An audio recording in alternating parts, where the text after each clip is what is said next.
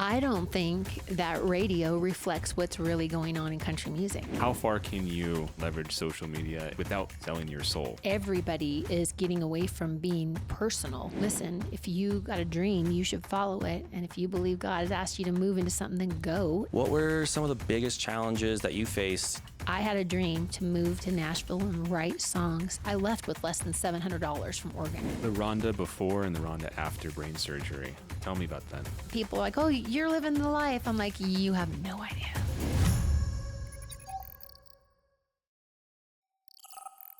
Hello, and welcome to Reno Live Podcast. I am your co-host, Brian. My name is Joel. And today we have a very special guest with us. She's a talented country artist, musician. In 2021, she won silver for the International Singer-Songwriters Association for USA Entertainer of the Year. She followed that up in 2022 with the gold. She was nominated in many other categories as well, including USA Female Songwriter of the Year. She's also, on top of all of that, a brain surgery survivor. You can catch her 4 times live this week in Reno at the Peppermill Terrace Lounge, all the way from Nashville, Tennessee. Please welcome Rhonda Funk. Rhonda, thank you so much for having us. I was very excited for you to come on our podcast for many reasons, which we will discuss today. One of them being I actually caught 2 of your shows last time you were here in Reno in November. And what really stuck out to me for those shows was just how personable you were. Thank you. And you had such great crowd work, and you would talk to the people on even on stage. In between songs, you would get deep and personal about just a personal story with you that really kind of led into the next song and what it meant to you. You got people up and dancing up to the stage. You got me up and dancing, and let me tell you, what? I am a sing in the shower and dance when nobody's looking kind of guy. So that really says something. You took the time to talk to everyone who came out to see your show in the middle of your break, myself included. And my favorite part was you had played a brand new song that you had written that morning in your hotel room. And you just played it for everyone to hear that day, which I thought was just absolutely amazing. The awards, Entertainer of the Year, I found it very fitting because I found your shows very entertaining. That term, entertainer. I feel that a lot of up-and-coming artists today, living in the TikTok era, social media, they're really focused on numbers, views, the algorithm, how to get their content pushed out. As a singer-songwriter, recording artist and musician, all the fabrics of being a professional musician, how much do you identify with the term entertainer, and how important should it be for someone to adopt the becoming an entertainer for someone who doesn't necessarily value it? I think that's a great question. And it's a little bit loaded for me because, I used to lead worship at church, and I would, be at the piano and doing all this stuff. I remember someone saying, oh, this is a natural fit for you. You're such a good entertainer. And I'm thinking, if I'm entertaining you at church, then I'm doing it wrong, and then you do think about that for a minute. Like, you have to be a good entertainer in genres of music, right? And so, but I had a little bit of an attitude about it because I think you can get kind of plastic and really over-rehearsed and not personable and lose that flair. And you just come out and all your flash and your stuff and whatever, and it's all practiced, and you can make it look really natural and whatever, but is it authentic?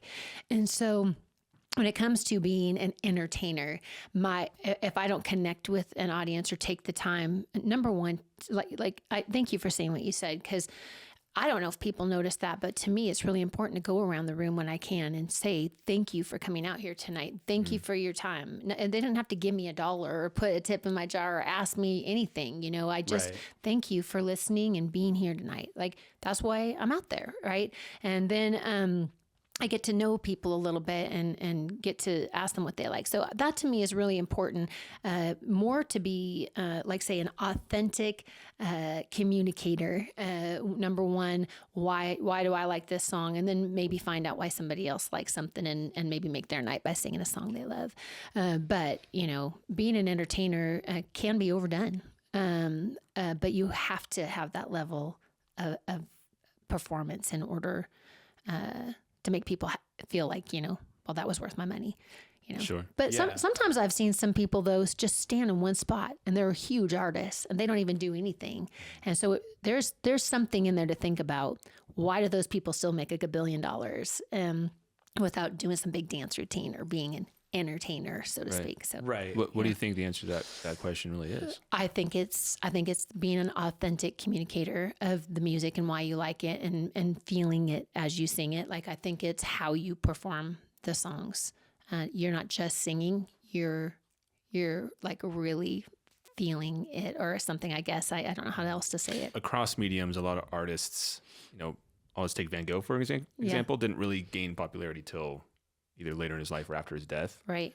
A lot of art is very expression of, there's a lot of pain and a lot of different emotions that run through the art. Do you think, or how much do you think the art coming through, say those artists that stand in one spot, right, is just from authenticity and people connecting with that versus, someone doing it for, trying to be something for clicks or for views? Like, I don't know how that balance or that, the influence of art. How do you view that? Sure. I don't know if this is the right way to answer it, but it makes me just think about one time I had a friend tell me that you have to earn the right to speak into people's lives. And when you do, you communicate that different, right? So, like say, when something means something to you, if you relay it as though it does, or if you write a song and it's very emotional, you connect with it different. But if you tell the story and somebody else connects with it, now they feel like they're a part of it. So, I just think, like say, the person that can just stand there and still connect with an audience, they probably told you something that you're like, man, that's me, man, that's my life, man, I get you, you get me, I think that's important. And so I combine, I've quite a story, since, when I was younger and till now, like I have a story. And so, I feel like I connect with audiences on many different levels just because of some of those things that have happened in my past, and then I turn and write about them. So, that's not the same as when I sing a cover and share that, however, I still tell the stories of even why I like those songs. Right. So, but yeah, I think it's really about meeting people where they are. That's the best way to perform. Yeah. I think, a big problem with modern mainstream music today, with just the digital age, everything's computerized, it's kind of getting away from the human element a little bit across all genres. That's right. I really value like playing instruments, and just there's that human connection that, a lot of the music in the 80s, 90s were really influenced by the past generations, the blues that had that just human element into it. And I think now with computers, it's just getting away slightly a little bit, and especially with TikTok, social media, it's just losing that really special element that you can't recreate with anything else other than just that personal human touch. That's life in general right now. I mean, take music out of it. Like everybody is getting away from being personal. Like nobody has real conversations. I mean, I shouldn't say nobody, but you know what I'm saying. It's like, it's very, very rare that people deal with like stressful situations or life things or whatever. Like, gosh, my kids used to text me from their bedroom and ask what's for dinner. I'm like, get down here. I'll tell you, kind of a thing. But there is something that can be completely lost in translation in just being digital. So it's really important to bring that into reality. I can play on TikTok all day long, and maybe you'll love me, maybe you won't, and I'll still tell my stories. And I have a chance at, millions more people potentially to like the music, and that's awesome. But it's not the same as standing in a room with somebody and watch somebody, whether they react, happy or they cry. I've seen grown men cry in a room over a song, because it meant something to their heart, right? Guilty as charged. Yeah. No, she said grown. Joel. Well, you know what I mean. Yeah. When it comes to social media and when it comes to, trying to be authentic, at what point or how far can you use and leverage social media and the tools that we have in the digital age without selling your soul? That's right. I'm not doing this probably as well as I should be doing it right now, just because I've been so busy. You know, I work a job, I work part-time in Nashville area in Franklin, Tennessee, and I drive every weekend, and then I do the shows, and then I'm tired and, you know, whatever. And then I get home and I think, man, I should have been on social media. I should release a song. And I'm not using it as much as I did in the very beginning. I feel when I first moved to Nashville, I couldn't believe how many people I got to know through social media, and some big time songwriters and industry people in Nashville. I would meet them in a room, and I didn't really remember that we were connected on social media because that grew really fast for me. And I'd go, hey, I'm Rhonda Funk. And they're like, I know, I watch you every day on your live stuff on your page. And I'm like, oh my gosh, you know. Right. So I think if you use social media correctly and you still are authentic in doing that, but it is important to show people your music, right? If you're a musician, then they should be seeing what you do. And so I just kind of stopped doing some of my live feeds because I feel like, you know, when you do a set list, if you do the same thing every night, you feel like nobody wants to watch that every day. And so I kind of quit putting it up all the time. And, you know, I have some new songs I've written and I throw some new covers in, but I just kind of got out of that routine. So I think, you know, it is extremely important to use social media. It is a huge tool, and people that can't be there can still be there, if that makes sense, right? So you got to use it. But you can spend so much time on social media and think, you know, this, like, you don't even have a life. You lose, like, I'm in this funny spot right now where life balance is extremely important.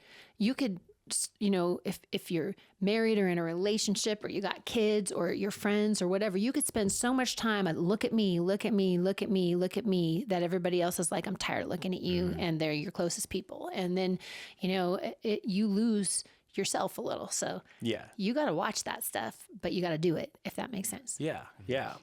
Really quick, before we moved on, you were talking about how we're moving away from personal.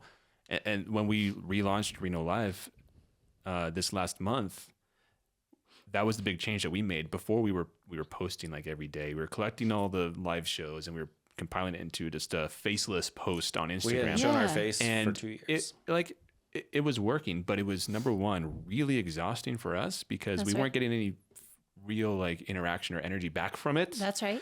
And so when we rebranded, we ditched that, and we're still, you know, providing a tool for people to find live music, but we're putting a face to things and then actually bringing people in to talk. Yes. Because the personal interaction we think is so important. And when we want to grow something, especially like trying to grow a live music scene, people subconsciously are going to connect with that more too, because you know, you're actually able to hear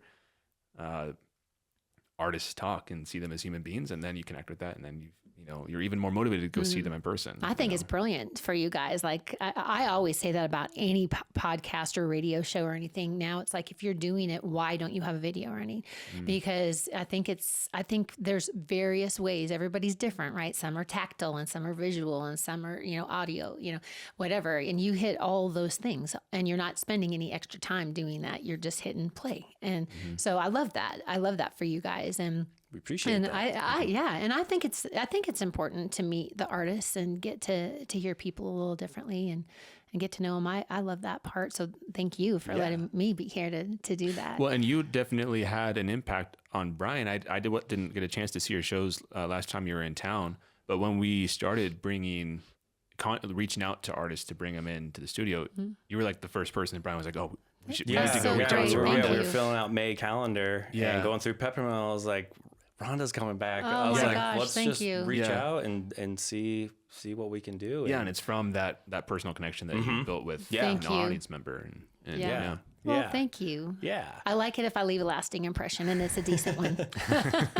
Thank you. So another reason I was excited, you grew up in Sisters, Oregon. Yep. Just outside of Bend, Oregon. Yep. My home away from home. I will be in Bend in just a couple weeks' time. I love that area so much. So I had to. I know. First thing I noticed. It's a Shoots Brewery we were shirt. talking about that. Yeah. Had to rep Bend, Oregon here.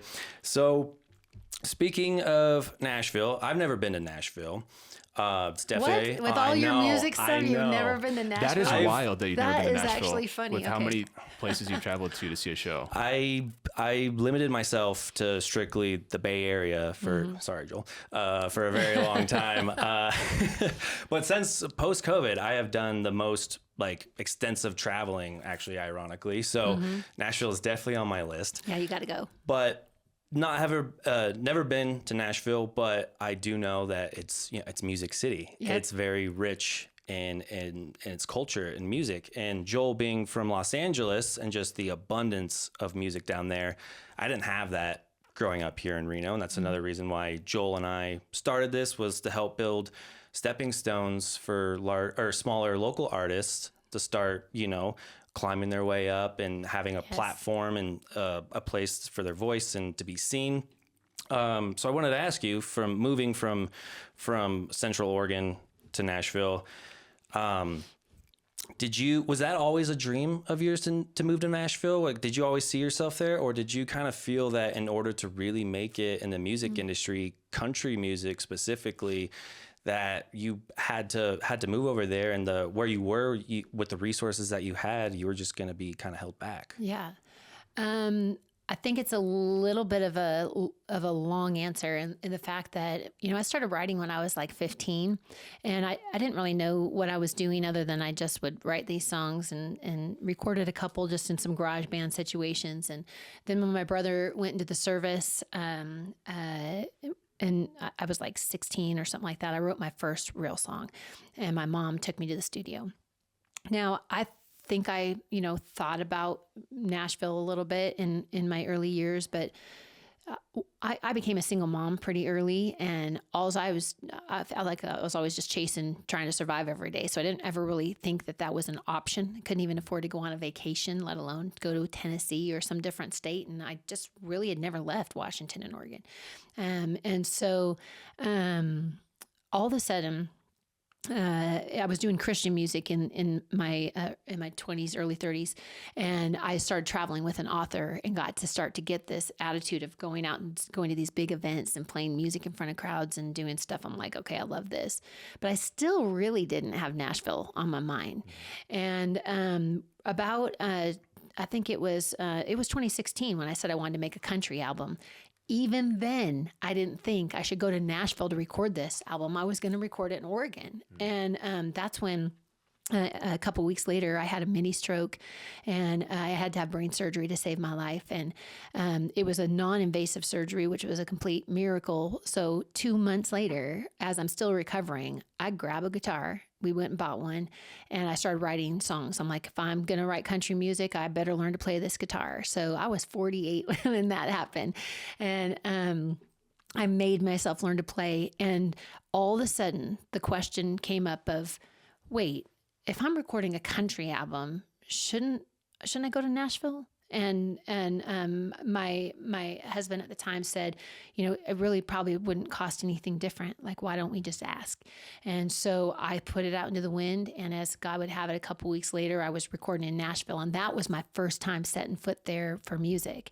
And all of a sudden, I just felt it in my gut. I'm like, I need to be here. And my friend said, you know why? Because you're a misfit and you fit right in. That's what she said. And I was like, okay, well, I don't know if I like that, but I like it. I think you're right. I'll take it. And I really did feel like I needed to go. One, I was starting a new chapter in my life, and I felt like I just want to go somewhere new and give it a try. And I wanted to write music. I didn't expect to get a record deal. I didn't expect to keep recording albums. I just wanted to be a songwriter. And so I just knew without a shadow of a doubt, it just felt like I'm supposed to be here. And that's when Nashville really hit me. That became a dream. So about a year and a half later, I moved from Oregon on my 48th birthday is when it was, actually, is when I moved, and drove across the country with whatever would fit in my car. And I've been there ever since. So now I can't imagine being anywhere else as far as, when it comes to recording and doing music. But I love it. I think it's a great place to be for someone who really wants to pursue music and be surrounded by a music community. Everywhere you turn, there's somebody. So, but it's kind of a new dream Music's always been a dream. Recording has been. I always knew I was doing that and traveling and doing this, but Nashville really didn't hit me until my late 40s. Okay. If you can believe that. The Rhonda before and the Rhonda after brain surgery. Tell me about that. Well, you know, it was all happening, like say at the same time as my youngest was graduating high school. I'd always been a single mom. I was going through divorce, like all kinds of things were happening in my life. And so, I'd always been really creative, been very passionate, go after anything that I felt like I wanted. But this was a huge thing to leave family. So something in me had gotten pretty technical in my thinking, and my creativity was kind of drowning out. Like I had been kind of being sucked into something different in my life. When that brain surgery hit, I swear God killed off the technical side of my brain. It just opened up that creativity again. And like say, I thought, well, if brain surgery can't kill me, neither can Nashville or anything else I try to do. And so I just went. I had nothing to lose, not one thing. I left with less than $700 from Oregon. That's all I owned. Wow. And so, I mean, I just went back to whatever it takes to survive. And I figured I could do that anywhere on the planet. It didn't matter where I was. And so I feel people say, you know, so brain surgery made you chase your dreams, right? And now you probably feel this because of that, whatever. I'm like, no, brain surgery had nothing to do with it. It just made me realize that, number one, life is really short. And so, and also, you know, if that can't kill me, what else can? So, you know, I love that I did it. But I know that you were mentioning before that, using that story to like inspire people and speak about that is important to you. Mm-hmm. How much do you think people can learn just from hearing a story like yours, which is amazing, versus having to experience something like that for themselves in order for it to really change their lives? Mm-hmm. I think hearing that in combination for people is like, some people get really teary-eyed, you know, because they feel stuck, especially when someone is a mom or a dad and they're like, I always had this dream, but now I can't. And I'm like, why not? Or there's also this piece of, you know why? It's because it's not your season. Mine wasn't until I was 48. I had to wait for everybody to grow up and get out of the house and do their own thing. And so we get in this incredibly restricted mindset, if I could put it that way. Sure. Is that once you hit a certain age, you'll never, and I can't, and you know, whatever. And I think it's Tim Tebow that says, you know, people say you shouldn't, you can't, or you won't. It's because they can't, they will never, and they won't. And you know, whatever that saying is. And so you know, I think that it is really empowering for people to hear that it puts an edge of hope on there instead of the, well, too late for me, glad you're making it. And I'm like, what do you want to do? You know, because my favorite question ever, I had an author named Aaron Broyles that I used to represent, and he wrote a book called Do Great Things. And the question was, if money wasn't an object and there's no fear of failure, what would you do? Mm-hmm. And I love that. And so that's what I did. I just went for it. So, you know. I think a lot of people would have no idea how to answer that question. Some people don't. Some people can answer it in like 10 seconds. Sure. They're like, they're waiting for you to stop saying it. And they're like, oh, I got 10 things. I'm that kind of person. And then there's other people that they can't think of anything. Yeah. And like say, because I think the whole thought of, wait, I can do whatever I want. And the people that feel I'll never be able to do that because they feel like, you know, their life is a complete sacrifice for their family or their job or their other people or stuff or whatever. It just feels impossible. People can't see past that. And I never let that stuff stop me. So awesome. It's probably dangerous. But just make light of a very touching and serious situation. Mm-hmm. You packing up everything and moving across the country with $700 and everything in your back of your car makes me feel a little bit better about my financial situation. Listen, it never ends. I feel like I'm always there. Like I have a nicer apartment now and I have a car and whatever, but I have to work 2-3 jobs just to keep that to happen. You know, it's hard. It's so hard. And people are like, oh, you're living the life. I'm like, you have no idea. Sure. Can't afford to stay at a hotel tonight. That's why I'm driving 17 hours or, you know, whatever. So, right. you know, Living dreams is real. How many days a year are you typically on the road? Oh God. I don't know the answer to that. I literally play somewhere every weekend.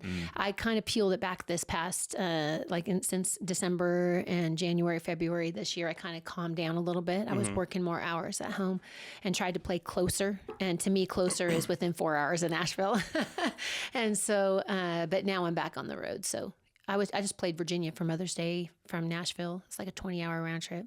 Jeez. So, but I have friends in places, right? So right. Sometimes I go a little bit early, but I would say every week I'm driving somewhere I'm gone for 2 days, at least a week somewhere. Have you ever driven like in the middle of Nevada anywhere? Like the loneliest road in America or from like here to Vegas? Yeah. One time, this had nothing to do with music. My son was playing baseball, and is it not Mesquite? Is that correct? Oh, yeah, there's a Mesquite, Nevada. All the way on the all the way towards Utah or Colorado in the corner, right? Yeah, just northeast of Vegas. So we landed in Vegas and drove all the way across Nevada. And it's sort of like driving through Texas, but it's a little shorter, where you just hold the wheel and you just go, where am I? Yeah. I saw a funny meme one time. My cousin is from Lawrence, Kansas. And she posted like a meme on Facebook of like driving through Kansas, there's nothing. Yeah. And I was like, driving through Nevada is up ahead, no stops, or nothing up ahead. Yeah. No, seriously, nothing for 150 miles. There are signs out there, no services like literally, for 100. There's no gas stations. There's no bathroom. There is literally nothing. Yeah. That's one of the scariest things on the planet, actually, is when I drive an unknown territory and I'm, by myself driving along or something, and I'm on the road. You don't know what's between this sign and this sign. And so there's been some times where I got out there, like the top side of Texas from Colorado Springs down I was on my way to Dallas, and there's a spot in there. There's nothing for a really, really, really, really long time. Yeah. There is a rest area finally. Yeah. But that gets scary. Yeah. But, yeah. There's this one comedian one time said something about Kansas or the flat states, where you can watch your dog run away for 3 weeks. That's that kind of That's a funny joke. It's awesome. What's like one of the craziest road stories that you have? I was driving from Texas to Nashville, and it was the first time I had decided I was going out on the road. I quit my job. I was leaving my apartment, and I had shows booked, like 15 shows in 6 states. So on my way from Texas through Mississippi, I am behind this truck on a 2-lane road, and the truck tire blows up in front of me, and it starts rolling at me. Oh gosh! And there's traffic everywhere. We're doing 80. It's like a really fast highway, and everybody's driving really close. And I look to the left, and there's a big gully, kind of a ditch, and I'm thinking, I don't want to go down that. And I'm trying to slow down, and I go to look to the right, and I hear this kaboom, and I just get pushed forward, and all I know is somehow in the next quarter mile or so, I was able to safely get off the side of the road. But as I look in my mirror, as I'm braking, I see a car go flying into the middle, and I see dust and things happening everywhere, and I get out of my car, and the trunk is just smashed all the way in. And this kid comes running at me. I'm like, did you see that car that hit me? And then he looks at me weird. He's like, I hit you. And I go, you did? We need to get help for that car that's back there. Like, we're all calling 911 and freaking out. Well, what happened was on the other side of that freeway, another accident happened watching our accident. So a police officer pulls behind that one. They come to tell us that it's going to be a while before they get to us. I'm the original one getting hit, right? But somebody hit that police officer, closed the freeway on the other side. And so in all this chaos and whatever, my equipment's jammed into this trunk. I can't get it out. I'm a girl by myself. I had a show that night that I had to cancel. I'm like, don't even know what to do. I'm like, can my car drive? And I'm, trying to get out of there. I go to the next town and stay the night, wake up completely hurt. And I go to a hospital the next day just to get x-rayed and all that kind of stuff. Well, once it all settled down and I realized what had happened, whatever, I was in Chunky, Mississippi. And I was like, go figure, Rhonda Funk got hit in the trunk in Chunky, Mississippi. So there you go. That's my craziest road story for sure. Oh my gosh. So please tell me that there's a song that came that you wrote after that. Oh my gosh, that would be funny actually. Oh my gosh. So there you go. God, yeah. That is wild. You can't make that stuff up. Okay, so either a top album or maybe top 3 songs. What are you putting on for a road trip jam? Oh my gosh. You had to just pick one album or 3 songs. Susan Tredeschi. I really love that kind of vibe. Like I like Midnight in Harlem. Like I just get going. I'm like, that's a groovy song to get started, crazy as it is. I'm gonna tell you my most played playlist that will shock you at the end. But let's see, what else? I hit like John Mayer radio a lot. I like that, just that vibe. So I'm Marcus King, killer playlist. So I kind of do the blues and kind of laid back a little. Okay. But my most top listened to, and remember, I travel like 60,000 miles, is instrumental. I know that's crazy. Yeah. I literally get so overwhelmed by music and sounds and stuff, and just I get baby sensory, overload kind of a thing. And I like to listen to just music and think, and so it's kind of interesting. Does like the vocals and the lyrics, does it kind of pull your distraction a little bit away from like driving? Like you kind of want to fixate like on like words and vocals? Nope, it has nothing to do with focusing on my driving. Okay. I probably do that mindlessly all over the country. It's no offense. I got that car that tells me when I'm switching lanes on accident. I think a lot. And when I'm thinking, if I hear other words or things that kind of distract that, and I don't know. Sometimes I don't even know what I'm thinking, but I feel like I pray a lot. I'm thinking about what do I got to do this week, about work, about what's next, what do I need to do when I stop, and these posters got to be made or this. And so I just get, I don't know, I just kind of get lost in my own thoughts. Yeah, but I'm the type that I really do, like after a show, I'm like, sometimes I drive away in complete silence. Like you're kind of burnt out on it. Yeah. Processing. And, I'm not sure also, I mean, maybe it had to do with the brain surgery stuff, right? Like when I was recovering from that, like sights and sounds and lights and things would just freak my head out a little bit. And so maybe it's some of that too, but I think it's also just my temperament and who I am. Like I just need some quiet for a minute. So looking at, reading your story and looking at all your awards, the thing that really quickly stood out to me was the time of it that happened. I don't think I need to go into too much detail, but 2020 and 2021, the world was a much different place. Oh my gosh. What were some of the biggest challenges that you faced touring the entire country, playing different cities, states, different gigs in terms of COVID policies and procedures? Yeah. Man, that year I turned 50 and I'm like, what a sick joke, God. Like I felt like it was the Twilight Zone. Not only that, I flew to Washington because I didn't own a car. I literally didn't have any money again. Still get this record deal with this independent label. And I tell my agent, hey, book me wherever you can. So she literally, as we're building this album, the first week of January, she books me 70 shows by the end of January. So I fly out to Washington and I'm on my 9th show, and it was supposed to be in my hometown of North Bend, Washington. All my friends were coming, and the Moose Lodge got a special permit so we could have it outside and the regular public could come. Like it was this big old thing. And COVID was so bad in Seattle that they said you can't have groups over 200. And I knew this would.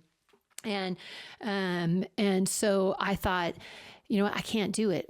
I can't in good conscience do this, not knowing what the heck is going on and what have you. So, the guy, I know that it was kind of upsetting at the time, but this really hit me hard at this point. Like within that next 30 days or something like that, the guy who was supposed to play the drums for me had contracted COVID and he died. He got sick enough that, he died. And so I was in this middle of the line thing. Like I got out of Washington because I thought, man, what if they closed the borders and they let everybody out of here? So I went to Idaho because that's where everybody goes when you have COVID. They all ran somewhere. Like I'm over there for like 4 days waiting to see, am I sick? Am I not sick? Because I was going to head to Arizona to be with my folks.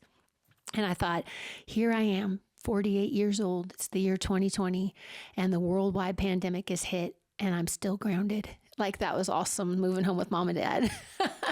And so I was there for about 5 weeks. And then I told my agent, wherever you can get me booked, I'm going to go. And South Carolina and Georgia kept me going. And, you know, the challenges, there were some great positives. Gas at one point was $1.14 in Arkansas. Wow. I stayed at hotels for like $70. And nobody was there. I didn't have to fight anybody for the eggs in the morning with the sausage. So there was that. But it was really awkward to be, you know, distance, coming in a mask and trying to sing and connect with people.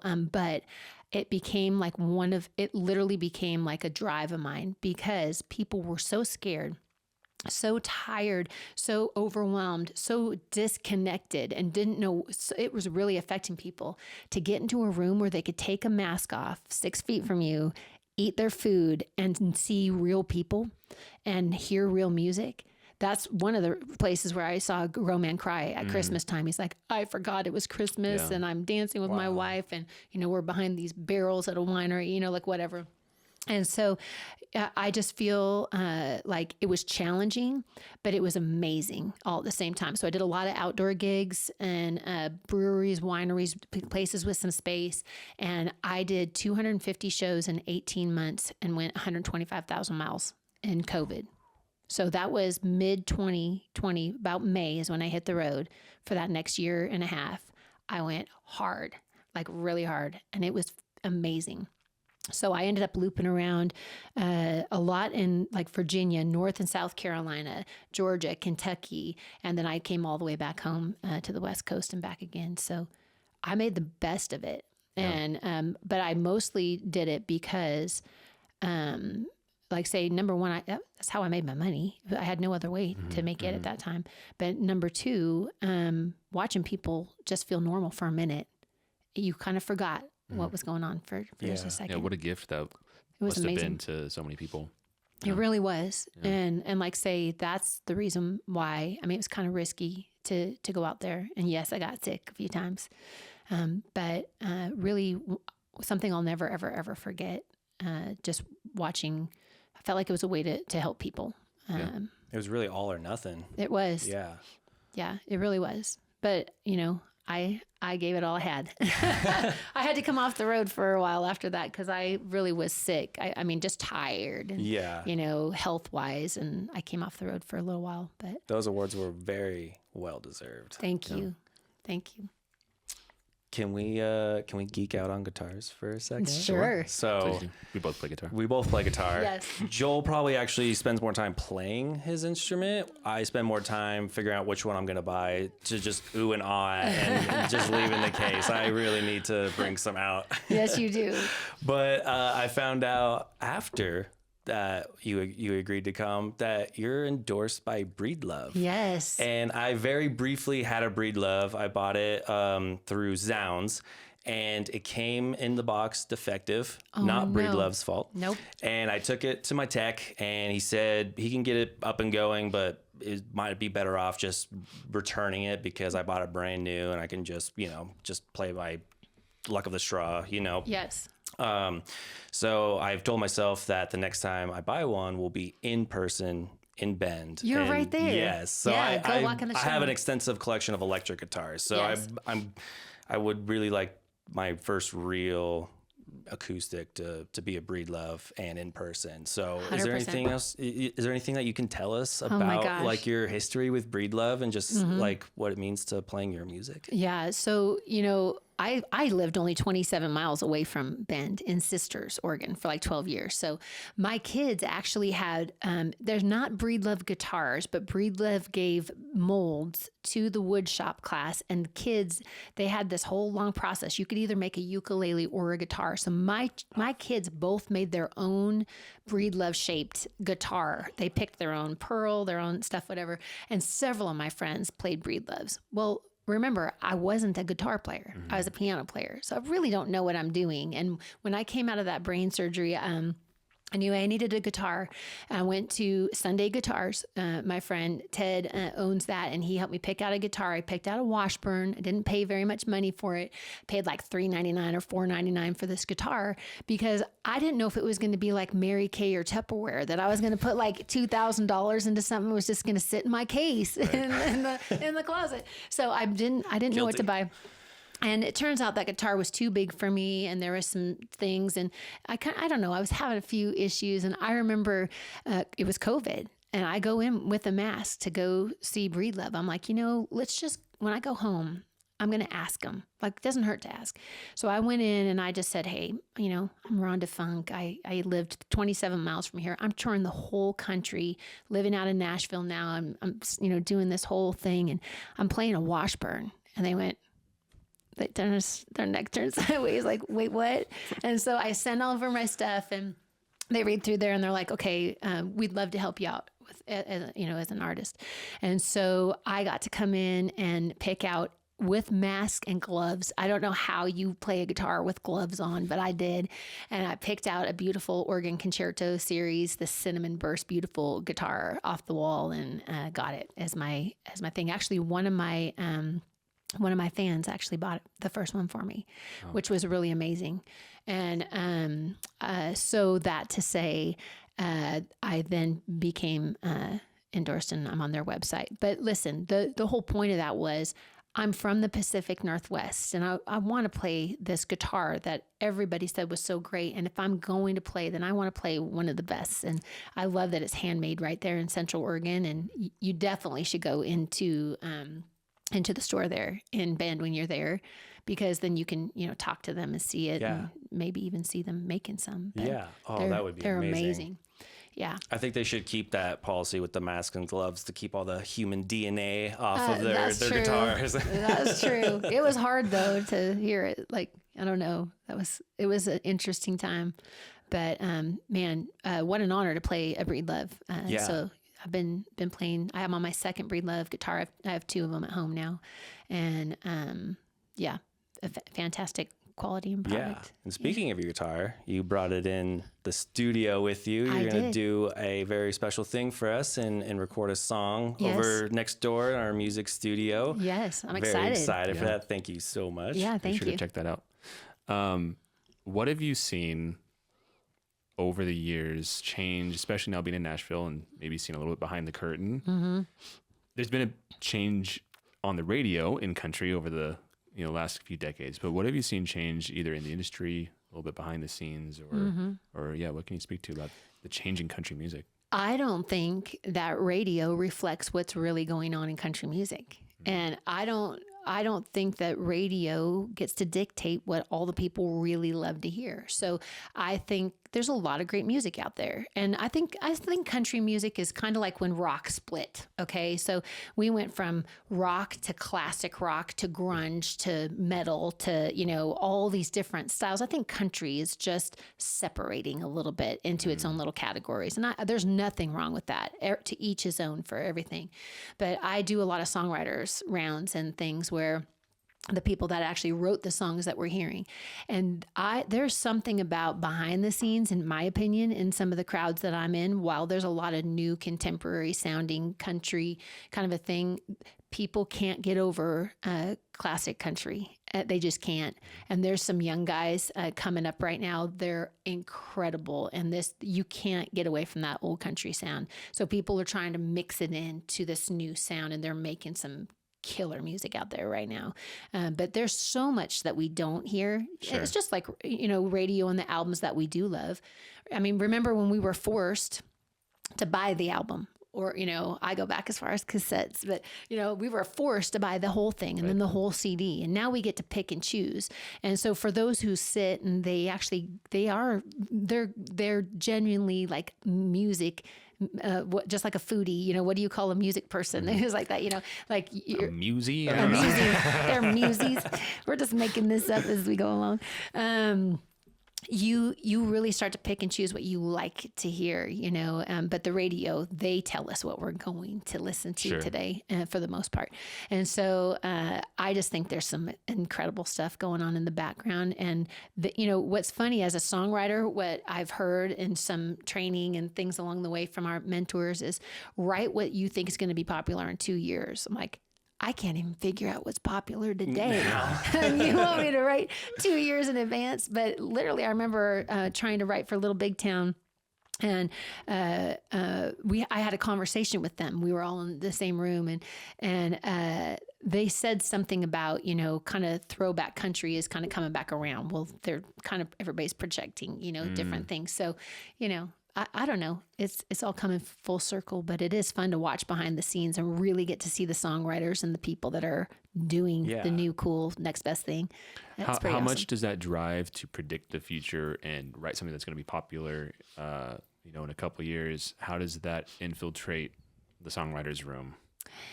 I think some people make it be the main focus. They're like, we can't do that. We got to do this and don't do this and do this. And me personally, I like to have that idea in the back of my mind, but I don't want to restrict my own creativity, right? Like you can get so caught up in all the rules and what everybody says. And if you do, they're in wisdom. These guys that are telling you this, they've made a lot of money off of making some big hit songs. But you know what else on the other side of the rebel kind of side of thing is you don't make something new if you follow all the rules. Mm-hmm. And so I kind of mix the two, but I keep that in mind. Like, this sound is really good. People connect with this. And so I just keep that in mind. Pick a song that you really like the sound of and make something that sounds like it, but different. And you try to create something that brings out what you like to hear. And so I think that's a good model. But you do want to keep that stuff in mind-ish. However, like say, how do you create something new if you keep following what everybody says is supposed to be the next best thing? What are some of the cues that you find when you write with somebody you've never written before? What are some of the cues at the start to either say like this is a really good pairing or not? I've definitely been in some writes with people that I didn't know a darn thing about. And, there's some I was really excited about and thought, man, this is going to be awesome. And it really wasn't. And then there's some that I didn't think it was going to be good and it was so easy, kind of thing. But I think right away, I think within the first 30 minutes of just trying, like if you can't connect on a topic and the words aren't flowing and there's not a sound coming out already, like you're not landing on something, you can tell it's going to be a hard write. It doesn't mean it's not going to be a good write, but you're going to have to work a lot harder to connect with that person. Like it's just not vibing. So, I think some of it's in conversation because, literally just sitting here casually talking and telling a story, you start to go, oh, I got an idea for a song. And then somebody else adds in really naturally. But then there's some times where it's hard. Like, I've written with a really, really, really great songwriter that I waited a long time for, and they write different than me. And so meaning that they don't even share the words on a piece of paper. And that was really difficult for me because I'm so visual. So I can't be creative because I don't know what they're thinking in their head, and I don't get to see it until they put a word on the paper. And when I hear stuff, so I'm a communicator. So for me personally, it's got to be a vocal room and visual room that we're all writing stuff out. But some people don't do that because they don't want you to see the great line. They might save that for another song and, whatever. So, yeah, there's a lot of factors to tell if it's going to be good or not. But so I want to ask this about your life in general. It could be, part of the music portion of your life or not, but the legacy you want to leave as Rhonda, what's most important to you that people would remember about you? I think that I didn't give up and that I worked really hard, and that when things got hard, I worked harder. But I also, I just think about my kids. When you use the word legacy, like out of all of it, what I'm doing is trying to leave a legacy for my own family, that Mom went out and she did exactly what she said she was going to do. And she worked really hard and she did it. Now, what it is to whatever level, I don't know. But that to say, I made sacrifices and did things that were hard in order to get to the good stuff. And I stayed persistent with it. And that's the kind of legacy I want to leave, that, you don't just go, I want to be a songwriter. And then you try it and you're like, well, that's good enough. Or I didn't get what I wanted and people didn't give me the recognition I wanted, whatever. So I've gone hard for 7 years. I used to not even know how to play a guitar. So I've done 1,000 shows, and not saying anything about that. Like, lots of artists do that, but there's a whole lot more that don't. Mm-hmm. And so I think what I really want to say is, in my life story is, listen, if you got a dream, you should follow it. And if you believe God has asked you to move into something, then go, and don't be afraid of it, and put everything you have into it, and know that it's not always going to be pretty, and it's not going to be easy. And, you have to decide the why you do stuff. That if you go out thinking, I just want to get rich and be famous, that's not the legacy I want to leave. The legacy is, I had a dream to move to Nashville and write songs and get connected with hit songwriters and do amazing things and tell the story of life from all different angles, from your view or, your whatever, and my view, and just write good music. And I just want to be remembered for that. That's amazing. Yeah, I really resonate with that. That's my goal with Reno Live. We want to build and shine music culture here in Reno, because we believe it has the potential. It's had great, it's had it in its past too, and it's just kind of waned over the decades. And that's kind of the whole thing with Joel and I revamping for being up and running for 2 years. And we're just kind of like, now, we learned a lot through that process. Mm-hmm. We learned what we don't like, what doesn't really work. And we had discussions on like what we really wanted to do. And we kind of, sometimes Joel and I, bite off a little bit more than we can chew sometimes. And well, that's good. And which isn't always bad. Mm-hmm. But we just kind of sat down. We're like, all right, let's just send it. Let's just do it. It's gonna start somewhere, and it's gonna grow, but we gotta just start somewhere. And it's artists like yourself that are gonna be pushing Reno to where it needs to go. Thank you. There is some bright spots here. We have some great venues that bring in really good acts, and but I think adding the personal touch. I know COVID actually wrecked the scene here quite a bit. Sure it did.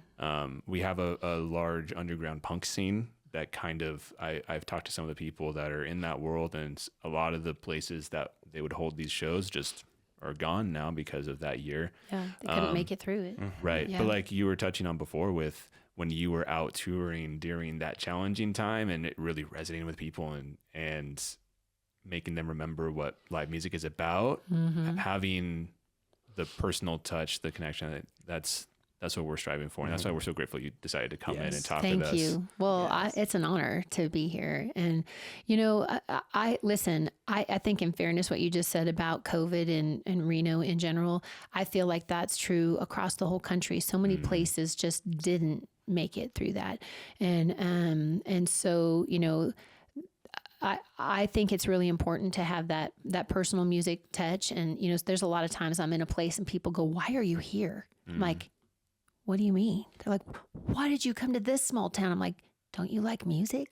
And I smile at them. How awesome. And so, I think it's neat, because I think there's a lot of people, one, they can't afford to go to the big shows. Okay. Sure, they just can't afford that all the time. Number two, they live so far away distance wise. It's a big haul for them. So there's something fun and magic about being personable, coming to the towns that aren't getting great big shows. And, even the ones that are, there's a lot of people that are missing out on good music, and it's fun. Through this process of starting Reno Live, it's actually cool to see, even in a town that's not known as a music city, how much music there actually is happening. Yeah. It's just a matter of getting the word out. It's so shocking to me still that Reno isn't considered a music town. There's just so many venues. You think they'd be having great big shows, all the time. Reno really prides itself on art. Yeah. But somehow it's like more kind of like physical art, you know, and music somehow just kind of got disconnected from that a little bit. And so that's why we really believe the potential's here, because we are really rich in art. Sure. It's just the levels of it. Yeah. We're getting there. We're getting there. Help. Yeah. With your help, who's listening. Thank you again. Yes. Sir, Gosh, for coming. thank you guys. This was really lovely just to I'm chat. so grateful to be on here. Thank you. All right. You can find Rhonda at rhondafunkmusic.com. Her handle is Rhonda Funk Music across all platforms. You can catch her at the Peppermill Terrace Lounge tonight, May 25th, the 26th, 27th, and 28th, all at 6 p.m. She has a single that was recently released called Till I Don't. You can check that out on Spotify or whatever platform that you use. She will be back in August as well. That's right, August mid-August. 17th. And we more than welcome. Yeah, we would love to have you Oh, back I'd in love and it. chat with you. Just, just to get an update of how you're doing. Yes, I would love that. That'd Let's be do it. amazing. Thank you so much for listening. Make sure to follow the Reno Life calendar. Follow us on social media. Follow Rhonda Funk anywhere and everywhere. Until next time, rock on Reno.